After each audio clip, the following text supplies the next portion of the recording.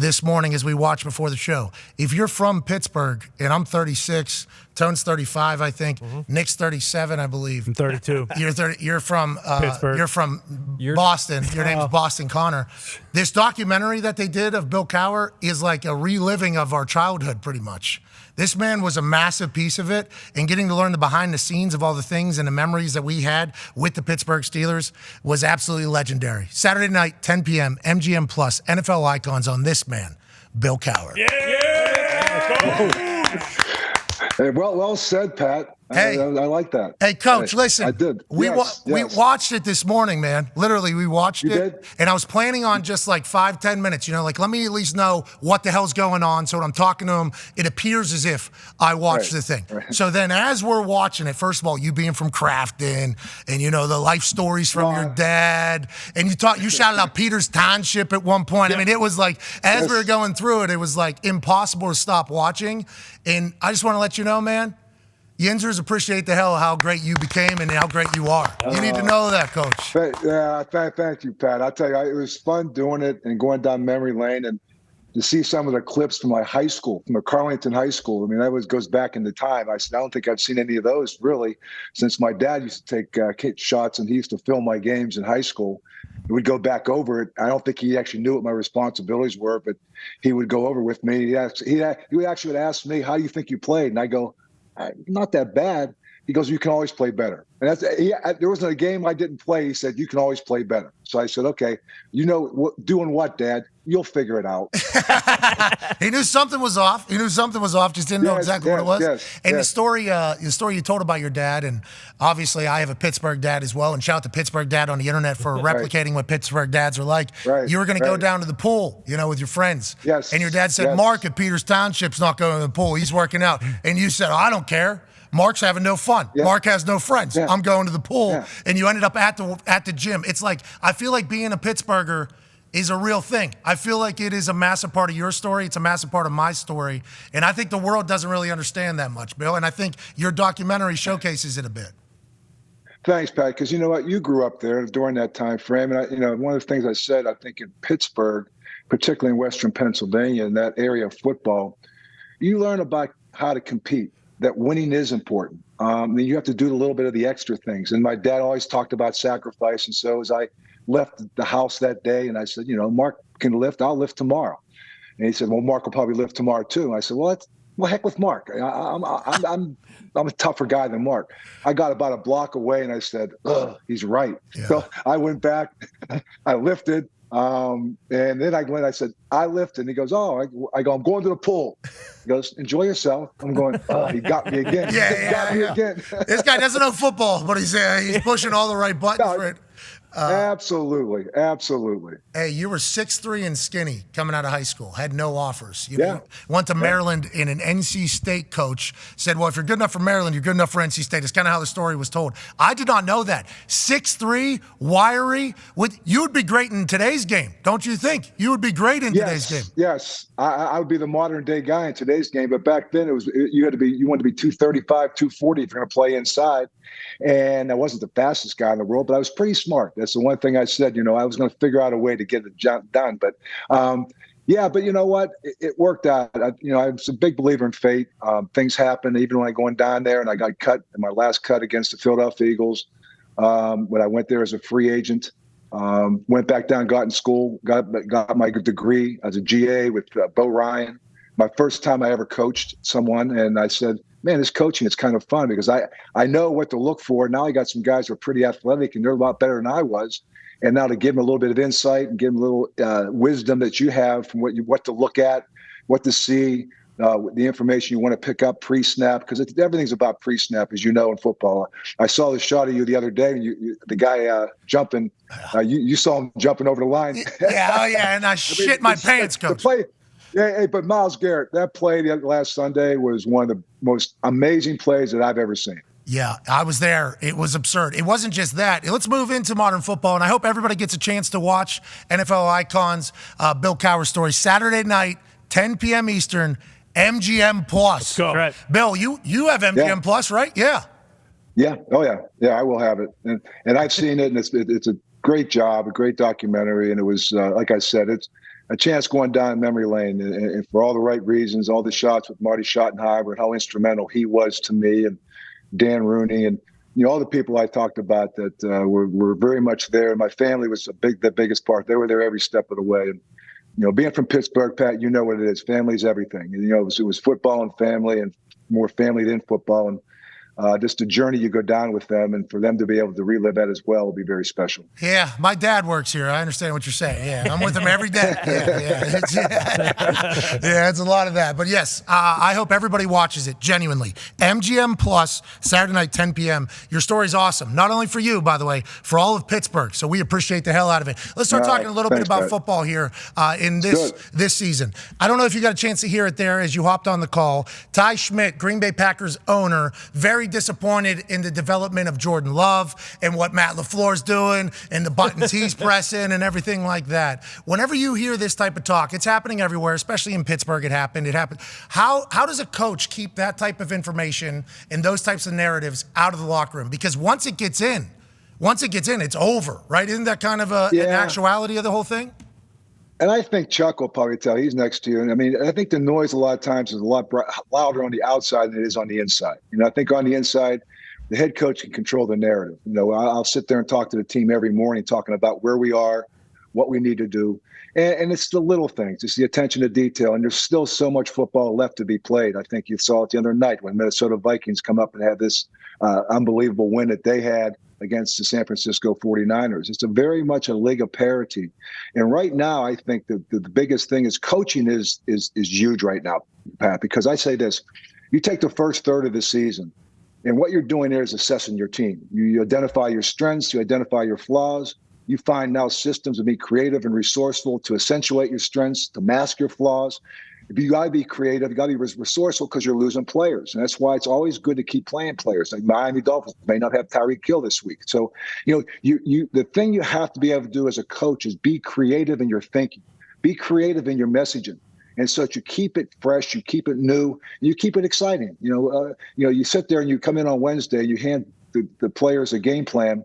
You can see the receivers. Some people slap it down. They're not in it. Some people are like feeling pretty good about it because there's a bunch of plays for them. So you're really trying to keep everybody happy. And at the same time, keep it exciting.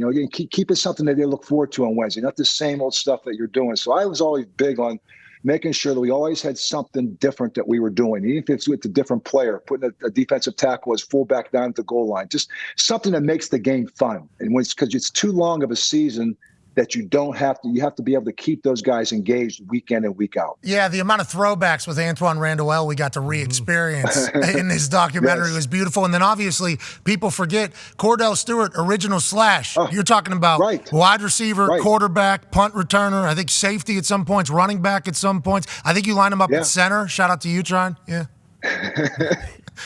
Yeah. Hey, Cordell was before his time. I'm thinking today we're all looking at, you look at Lamar and what you do with Lamar. We were doing a lot of the same things with Cordell Stewart. And at the times, we're doing a lot of quarterback draws. We would run the option going down the line. And people forget that Cordell Stewart in his first 2 years, he played receiver. And the second year, after he was rookie year, he's a receiver. We go to the Super Bowl. Neil O'Donnell leaves and free agency. So the next season we have Jim Miller, we have Mike Tomczak, and Cordell Stewart, three guys going to vie for the quarterback job.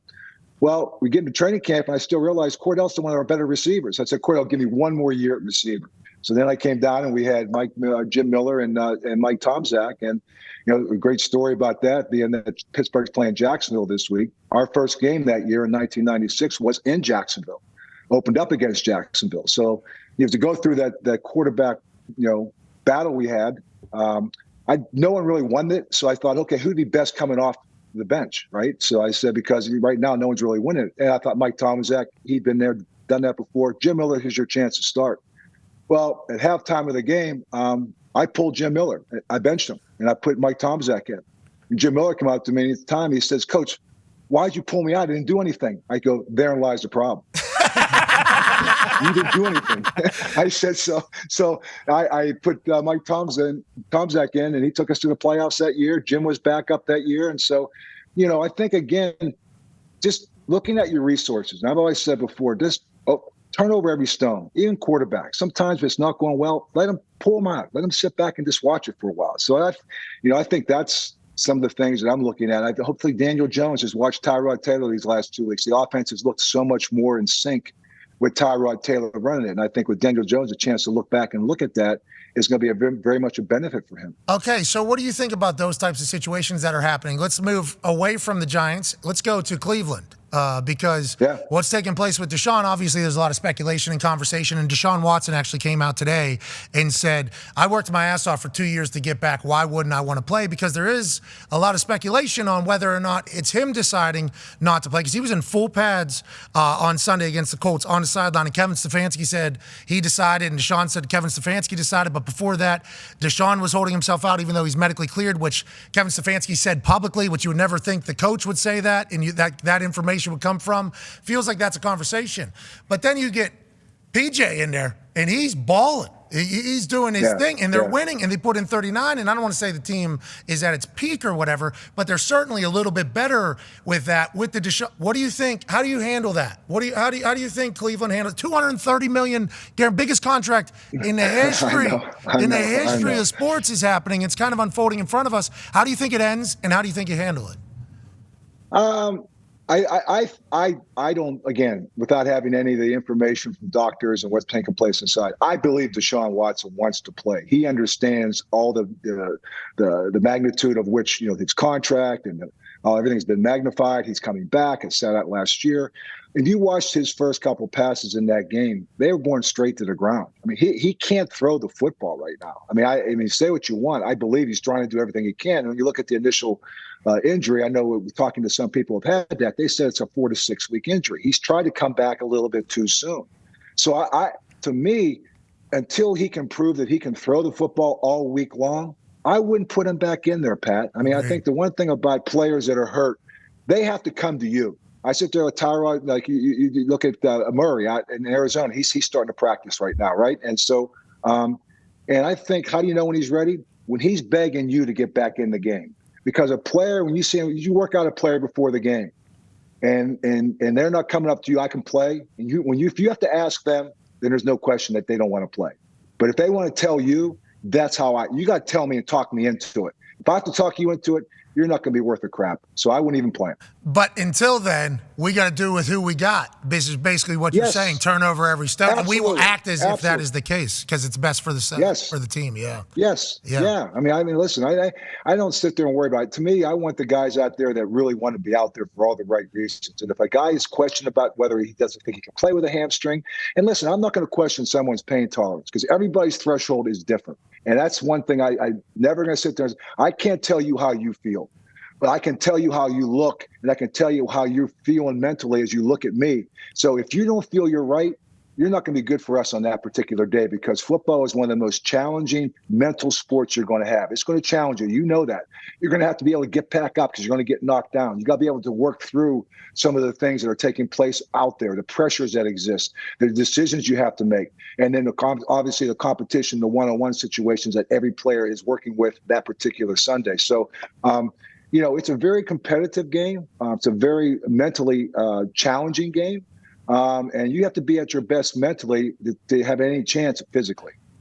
Hey, you're still coaching, man. Like you know that, like because in the Icons documentary, I think Boomer and Phil and a couple others are like watching games with him on Sunday. He's coaching every team now. Yeah. He doesn't coach just one team. He's coaching every team. Just in your blood, huh? Always going to be because as you were rolling right there, it was like, oh, we're listening to a speech right now that he's giving to a team. No, it is, and I do miss that part of it. I miss the messaging that you have on Wednesdays. I miss the messaging you have on Monday mornings, or the ones that you have on Saturday night. A chance to make every game personal, to make sure that you look out there and challenge your team to be as good. Don't worry about what people on the outside are saying. Like when the Bengals rubbed a terrible towel over their cleats. TJ Hushmanzada. That was a bad mistake. and Trevor Lawrence talked about those little gold towels, he said this week. Little gold towel. Little. What's he doing? A little gold towel. Come on, Trevor. It's not a little gold towel. It's called a terrible towel. and you're going to be terrible because this towel is going to make you terrible. Yeah. So that's why it's called a terrible towel. But it's going to be a good game, I think, on Sunday, Pittsburgh and Jacksonville. So Myron Cope, too. There were some drop-ins of Myron, obviously the founder of the Terrible Towel, which was awesome. Absolutely legendary man on a microphone. Yoy! Double yoy. Yeah. And then he would just go to the next game. He was synonymous with the city of Pittsburgh, the Steelers, and our childhood as well. So it was, I'm telling you, that document, I don't know how many humans out there, and this is quite a niche group, but if you are 35 to 38 years old from Pittsburgh, Pennsylvania, definitely must watch. Now, you talk about the messaging and missing it. As you were saying that, there was another coach that was nodding his head in agreement with you. Coach Chuck Pagano has something for you. Coach, how you doing? Coach. Great to see you. I'm doing good, Chuck. Good to see you, buddy. I'm going with Pittsburgh. I've been in that stadium when them terrible towels have been flying, and it was like we'd be doing okay until they played like Renegade. Yeah. And then all hell broke loose, Coach. Hey, so tough week on the officials. I wanted to ask you about officiating right now in the National Football League. Again, it was a tough week. We saw where Mr. Irsay came out and publicly, tweeted out some things about some missed calls, about the communication. You've been on the other end of that. I've been on the other end of that where we've had those conversations, and we're not allowed to, speak of those situations, of those conversations. Right. It's just you just don't do it. But there's like no accountability on the other end. Okay. What's your thoughts like on this situation now, officiating in 2023, replay? Do you have any thoughts on how we can fix this? Well, I think we're trying to do it with the league getting involved and trying to make changing calls before the challenge goes to the coach, right? So they're doing their best from that standpoint.